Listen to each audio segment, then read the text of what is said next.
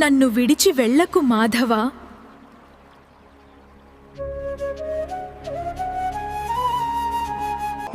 నీలేని లోకమే నిశ్శబ్దమైపోయే కృష్ణ, నా ఊపిరి కూడా నిన్నే అడుగుతుందా.